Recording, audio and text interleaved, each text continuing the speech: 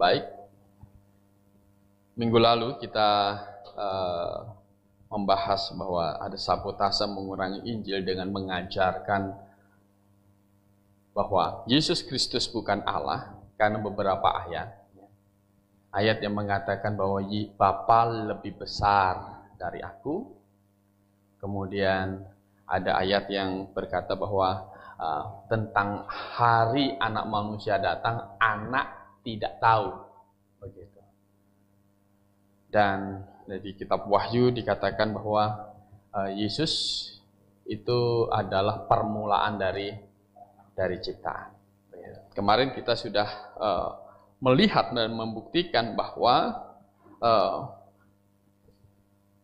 pribadi Allah itu Bapa, Firman, dan Roh Kudus yang di dalam perjanjian lama itu memperkenalkan nama dirinya sebagai Jehovah. Dan ini Esa. Gitu.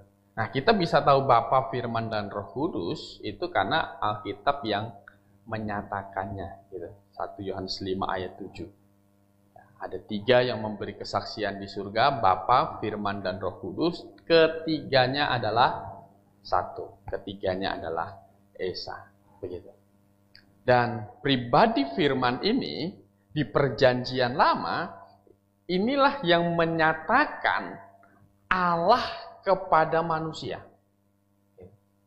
Karena Injil Yohanes pasal 1 ayat 18, tidak seorang pun bisa melihat Allah, tetapi anak tunggal Allah yang menyatakannya. Jadi, Firman inilah yang juga anak tunggal Allah namanya, itu menyatakan diri kepada manusia. Dan kemarin kita minggu lalu sudah membaca bahwa ada Allah dan manusia yang bergulat dengan Yakub.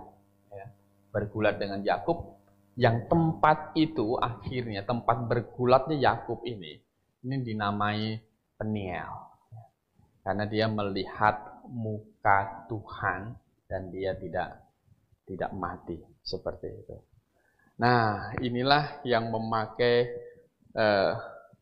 tubuh dan lahir yang Yusuf itu disuruh malaikat untuk menamakan anak yang lahir dari kandungan Maria yang dari Roh Kudus itu adalah apa? Yesus. Dan kita tahu dia adalah Mesias, yang artinya Allah sendiri. Begitu. Ya. Dan bukti bahwa Yesus Kristus ini adalah Allah, bukan hanya dia Mesias, tapi juga dia di dalam pelayanannya ketika ada di tengah-tengah manusia. Makanya Yesus hadir di muka bumi ini, itulah Immanuel itu. Ya. Ada Allah di tengah-tengah apa? Manusia. Nah, Immanuel. Nah, Yesus Kristus mendemonstrasikan keilahiannya itu di dalam Matius pasal 9 ayat 2. Matius 9 ayat 2. Maka dibawa oranglah kepadanya seorang lumpuh yang terbaring di tempat tidurnya. Ketika Yesus melihat iman mereka, berkatalah ia kepada orang lumpuh itu, percayalah hai anakku, dosamu sudah apa? Diampuni. Nah, reaksi yang lihat bagaimana? Gitu. Ayat 3 itu. Maka berkatalah beberapa orang ahli Taurat dalam hatinya, ia apa? Menghujat. Ayat 4, Yesus tahu pikiran mereka. Gitu kan. Kenapa? Ya dia Allah. Gitu kan. Dia Allah. Dia sengaja mendemonstrasikan dia mengampuni dosa. Karena dia memang mau mendemonstrasikan dia adalah Allah yang ada di tengah-tengah manusia pada waktu itu. Dosamu sudah diampuni. Dosamu sudah diampuni. Maka dia juga menjamin penyamun di sisinya. Gitu. Hari ini juga engkau bersama-sama dengan aku di mana? di Firdaus. Nah, dia menjamin hari ini karena dia yang punya surga. Dia adalah Allah yang ada di tengah-tengah manusia pada waktu itu. Kemudian di Yohanes pasal 9 dia membuktikan keilahiannya juga.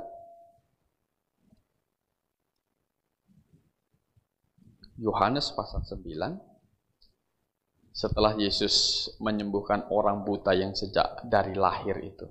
Dari ayat 35 saya akan membaca. Yohanes pasal 9 ayat 35. Yesus mendengar bahwa ia telah diusir keluar oleh mereka. Kemudian ia bertemu dengan dia yang berkata, percayakah engkau kepada anak manusia? Jawabnya, siapakah dia, Tuhan? Supaya aku percaya kepadanya. Ayat 37. Kata Yesus kepadanya, engkau bukan saja melihat dia, tetapi dia yang sedang berkata-kata dengan engkau, dialah itu. Katanya, aku percaya Tuhan. Lalu ia apa? Sujud menyembahnya. Dia sujud menyembahnya. Padahal sebagai seorang Yahudi, hukum Taurat melarang jangan kamu menyembah Allah lain. Yesus disembah. Karena Yesus adalah Allah yang di dalam perjanjian lama, yang menampakkan diri di dalam perjanjian lama, dan akhirnya tinggal di dalam tubuh manusia. Menjadi manusia. Kemudian, gelarnya, kalau kita membaca Yesaya dulu, Yesaya pasal 44. Yesaya 44 ayat 6. Beginilah firman Jehovah. Ini Jehovah adalah nama pribadi Elohim. Beginilah firman Jehovah, Raja dan penebus Israel. Jehovah semesta alam, Tuhan semesta alam. Akulah yang terdahulu dan akulah yang apa? Terkemudian. Tidak ada Allah selain daripada Aku. Akulah yang terdahulu. Akulah yang terkemudian. Nah, di dalam bahasa Yunaninya, kalau kita membaca Wahyu pasal 1, Yesus berkata demikian, ayat 8, tentang dirinya. 8. Wahyu pasal 1 ayat 8. Aku adalah apa? Alfa dan Omega. Yang awal dan yang akhir. Gitu. Akulah Alfa dan Omega. Yang ada dan yang sudah ada.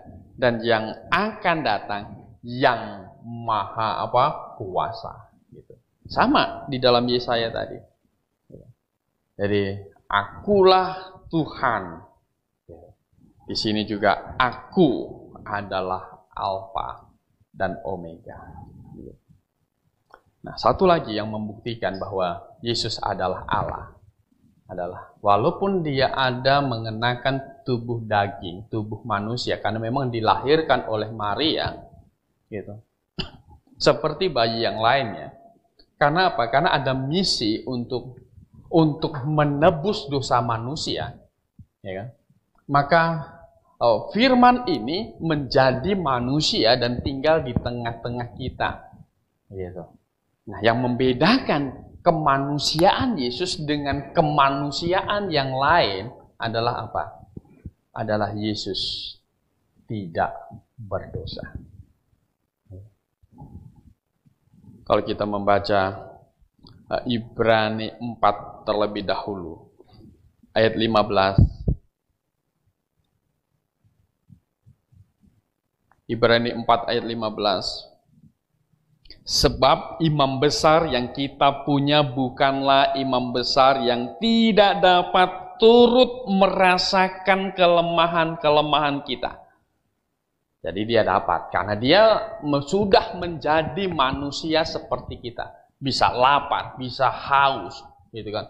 Bisa kepanasan, bisa merasakan apa yang manusia rasa, bisa. Tetapi yang membedakan adalah apa? Dikatakan ini, sebaliknya sama dengan kita. Ia telah dicobai hanya tidak berbuat apa? Dosa. Dan dia menantang di dalam Yohanes pasal yang ke-8. Perhatikan di Yohanes 8 ayat 45. Saya akan membaca di sini. Apakah sebabnya kamu tidak mengerti bahasaku? Sebab kamu tidak dapat menangkap firmanku. Iblislah yang menjadi bapamu dan kamu ingin melakukan keinginan-keinginan bapamu. Ia adalah pembunuh manusia sejak semula dan tidak hidup dalam kebenaran. Sebab di dalam dia tidak ada kebenaran. Apabila ia berkata dusta, ia berkata atas kehendaknya sendiri. Sebab ia adalah pendusta dari bapa segala dusta. Tetapi karena aku mengatakan kebenaran kepadamu, kamu tidak percaya kepadaku. Siapakah di antaramu yang membuktikan bahwa aku berbuat dosa? Apabila aku mengatakan kebenaran, mengapa kamu tidak percaya kepadaku? Jadi Yesus di sini ayat 46 dia berkata, siapakah di antaramu yang membuktikan bahwa aku berbuat dosa? Ada cerita dia pernah dihadapkan kepadanya seorang perempuan yang kedapatan melakukan perzinahan, persundalan. Mereka menuntut ini dirajam dengan apa? Batu. Dirajam dengan batu. Mereka mau tanya, mau tahu solusi Tuhan ini bagaimana, gitu. Tapi Tuhan Yesus membubuk dan menulis ke tanah. Dan dia berkata, siapa yang tidak berdosa, silahkan dia yang lemparin perempuan ini dengan batu. Ya. Dia lanjutkan tulisannya. Dan akhirnya, semua orang tadi, yang nuntut lempar dengan batu tadi, itu pergi. Dan Alkitab mencatat yang paling pergi duluan dari yang paling tua. Kenapa dari yang paling tua? Nah, paling banyak dosanya kan gitu. Dan akhirnya tinggal perempuan itu dan Tuhan Yesus. Yesus berkata, pergilah dan jangan berbuat dosa lagi. Kepada orang yang ingin mencari-cari kesalahannya, Yesus berkata kepada mereka, siapakah di antara kamu yang melihat, yang bisa membuktikan aku berdosa? Tidak ada yang bisa buktikan. Kesalahan dia, gitu. Kesalahan Yesus adalah menghujat Allah menurut mereka. Kenapa menghujat Allah? Kalau kita membaca Yohanes pasal 5 ayat 18. Sebab itu orang-orang Yahudi lebih berusaha lagi untuk membunuhnya, bukan saja karena ia meniadakan hari Sabat, tetapi juga karena ia mengatakan bahwa Allah adalah Bapanya sendiri, dan dengan demikian menyamakan dirinya dengan apa? Allah. Jadi gelar anak tunggal Allah dianggap ini setara. Jadi Bapa, Firman dan Roh Kudus ini adalah nama pribadi untuk membedakan pribadi ketritunggalan ini. Jadi bukan Bapa atau Bapa lebih tinggi dari Firman atau sebaliknya, tidak demikian. Yesus menyebut Allah itu Bapanya. Mereka dianggap menghujat. Karena apa? Menyamakan dirinya dengan apa? Allah. Dan itulah alasan kenapa dia akhirnya diadili. Makanya Pilatus angkat tangan kan gitu. Pilatus tahu ini urusan agama ini, gitu. Ini urusan agama ini. Nah, maka dia bilang, bukan urusan dia. Gitu. Dia coba serahkan kepada Herodes, gitu kan? Dia coba serahkan kepada Herodes. Nah, pikir Herodes pada waktu itu, kalau Yesus sudah dihajar begitu, akhirnya orang-orang itu akhirnya berpikir, ya udah bebaskan saja, begitu. Dan Pilatus waktu itu juga berpikir bahwa karena besok ini kita ini hari Paskah dan ada kebiasaan mereka setiap hari Paskah membebaskan satu penjahat. Dan Pilatus menawarkan yang dibebaskan adalah Yesus Kristus ini atau Barabas. Tapi mereka pilih apa? Bebaskan Barabas. Salihkan Yesus yang disebut Kristus itu. Pilatus tahu dia nggak mendapatkan kesalahan, makanya dia cuci tangan. Gitu. Dia mengatakan darahnya tidak tertanggung kepadaku. Dia cuci tangan. Padahal dia tidak tegak kepada kebenaran. Ya kalau hakim, kalau memang tidak ada salah ya bebas dong. Tetapi dia cuci tangan. Disalibkan dia. Bukan karena ada dosa. Tetapi karena dianggap menghujat Allah. Dan kitab Yesaya memang menubuatkan Mesias ini harus disalibkan juga. Lalu kita membaca Yesaya pasal 53. Dari ayat 10 saya akan membaca di sini. Tetapi Tuhan berkehendak meremukkan dia dengan kesakitan apabila ia menyerahkan dirinya sebagai korban penebus salah. Ia akan melihat keturunannya, umurnya akan lanjut dan kehendak Tuhan akan terlaksana olehnya. Sesudah kesusahan jiwanya, ia akan melihat terang dan menjadi puas. Dan hambaku itu sebagai orang benar yang membenarkan banyak orang oleh hikmatnya dan kejahatan mereka, dia pikul. Sebab itu aku akan membagikan kepada orang-orang besar sebagai rampasan, dan ia akan memperoleh orang-orang kuat sebagai jarahan, yaitu sebagai ganti karena ia telah menyerahkan nyawanya di dalam maut. Dan karena ia terhitung di antara pemberontak-pemberontak, sekalipun ia menanggung dosa banyak orang dan berdoa untuk pemberontak itu. Kitab Ibrani pasal 9 ayat 13 dan 14.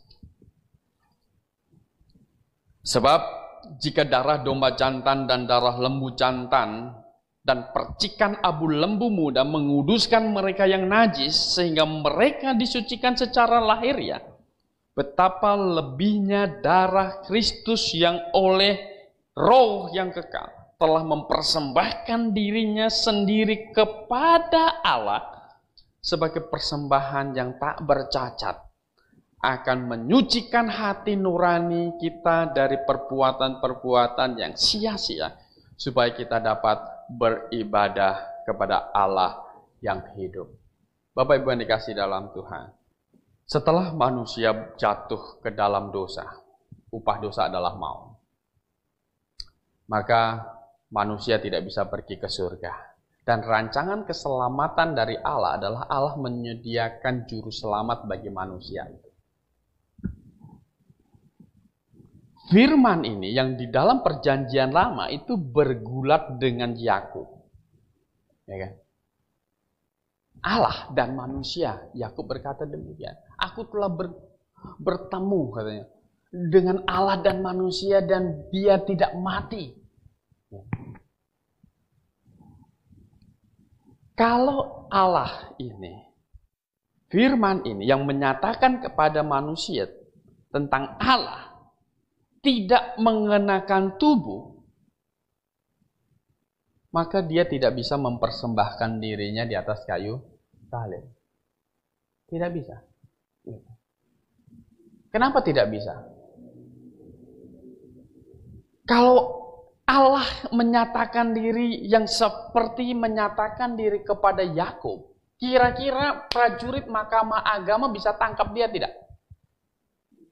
Nah, kira-kira dipaku bisa tembus tidak? Kan gitu. Makanya mengenakan tubuh gitu. Firman itu adalah Allah dan firman itu bersama-sama dengan Allah dan firman itu adalah Allah. Firman itu menjadi manusia. Nah, kalau hanya manusia saja gitu, bukan Allah. Hanya nabi saja, bukan Allah. Hanya orang suci saja, bukan Allah. Gitu. Hanya orang baik saja, bukan Allah. Maka Yesus tetap adalah orang apa? Berdosa. Dan orang berdosa itu tidak mungkin bisa menebus dosa manusia. Kematiannya itu tidak menyelesaikan dosa manusia. Maka Allah menjadi manusia, akhirnya mempersembahkan dirinya sebagai persembahan kepada Bapa, pada Allah. Darahnya sudah ditumpahkan, hukuman dosa manusia sudah dicurahkan. Jadi kalau dia bukan Allah, maka dia orang berdosa dan gak bisa menyelesaikan dosa kita. Kalau dia hanya Allah saja, tidak akhirnya mengenakan tubuh daging, tidak mungkin bisa disalibkan. Rancangan Allah adalah juru selamat. Mesias itu memang akan disalibkan untuk menanggung dosa manusia. Jadi sebenarnya Wahyu pasal 3 ayat 14 kalau kita membaca.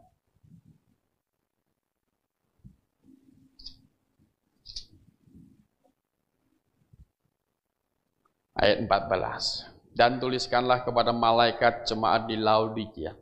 Inilah firman dari Amin, saksi yang setia dan benar, permulaan dari apa?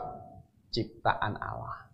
Ayat ini sebenarnya tidak membuktikan bahwa Yesus bukan Allah. Tetapi ayat ini justru memang membuktikan Yesus juga adalah Allah. Nomor satu adalah apa? Dia maha tahu. Dia bilang apa? Inilah firman dari Amin, saksi yang setia dan apa? Benar. Ayat 15-nya, aku tahu segala pekerjaanmu. Dia bilang kepada jemaat Laodikia. Ini maha tahu. Gitu. Kemudian apa? Permulaan dari ciptaan Allah. Ini bukanlah dia diciptakan, bukan. Tetapi dia adalah penyebab ciptaan. The beginning. Katanya permulaan dari ciptaan Allah. Inilah yang dijelaskan juga di dalam Injil Yohanes. Coba kita buka Injil Yohanes. Ayat 3 itu. Segala sesuatu dijadikan oleh Dia. Dan tanpa Dia tidak ada suatu pun yang telah jadi dari segala yang telah apa? Dijadikan. Dia ciptaan. Tidak ada segala sesuatu ini dijadikan tanpa Dia. Katanya. Tidak ada suatu pun yang telah jadi dari segala yang telah dijadikan. Jadi, firman ini bukanlah permulaan ciptaan, artinya dalam artian Bapa ciptakan firman, bukan begitu. Tetapi dia adalah penyebab dari apa? Ciptaan. Dia penyebab dari ciptaan. Sekali lagi, kalau Yesus ini bukan Allah, Kalau dia hanya manusia biasa, dia berdosa. Karena Alkitab sudah berkata, semua orang telah berbuat apa? Dosa. Kalau Yesus hanya manusia biasa, dia berdosa dan kematiannya di atas kayu salib itu tidak menyelesaikan dosa. Karena dia disalibkan karena memang dia dosanya dia. Tetapi yang benar adalah Yesus ini adalah 100% Allah yang mengenakan tubuh manusia, lahir jadi 100% manusia juga. Itulah kepribadiannya, mempersembahkan dirinya di atas kayu salib untuk membayarkan hukuman dosa manusia kepada Allah. Maka konsep kita adalah siapapun yang di dalam Tuhan Yesus, yang bertobat percaya kepada Tuhan Yesus, bertobat percaya kepada Tuhan Yesus, bahwa Yesus mati dikubur, disalib untuk segala dosanya di hadapan Allah Bapa, maka ini adalah orang kudus, dikuduskan dalam persembahan tubuh Kristus. Tetapi iblis mensabotase ini. Kalau Yesus bukan Allah, kalau Injil mengatakan bahwa Yesus bukan Allah, itu adalah Injil yang dikurangi. Kalau dia bukan Allah, dia tidak bisa menyelesaikan dosa manusia. Yesus Kristus adalah Allah di dalam perjanjian lama yang menyatakan kepada manusia dan menjadi manusia, mengenakan tubuh manusia lewat kelahirannya. Keilahiannya tidak hilang. Dia Allah. Dia Allah yang menganggap kesetaraan dengan Allah tidak harus dia pertahankan. Makanya dia ditanya, kapan anak manusia datang? Dia hanya berkata, anak pun tidak. Karena dia mengosongkan diri. Ketika mengosongkan diri, dia juga membuat pernyataan, Bapa lebih besar daripada aku. Karena posisinya dia sedang mengosongkan diri. Di tengah-tengah manusia, mengenakan daging seperti manusia. Jadi jangan sampai digoyahkan. Jangan sampai digoyahkan. Yesus adalah Allah. Oleh karena itulah semua para murid-muridnya, ya kan? Murid-muridnya dilarang untuk tidak memberitakan Yesus ini Mesias, Yesus Juru Selamat. Mereka berhenti tidak? Mereka tidak berhenti. Gitu. Walaupun ada dusta mahkamah agama bahwa apa? Bahwa muridnya yang curi. Gitu. Mereka tahu, gitu kan? Mereka tidak curi. Yesus memang bangkit. Yesus adalah Allah, gitu. Mau tidak berkuasa. Maka dia berani terus memberitakan. Karena dia tahu yang dia beritakan benar, yang dia ikuti benar, dan mereka berani mengikutnya sampai mati. Menjadi martir. Karena mereka mengikut Allah, mengikut Juru Selamat. Mati seperti janji Tuhan akan pergi ke surga bersama-sama dengan Dia. Begitu.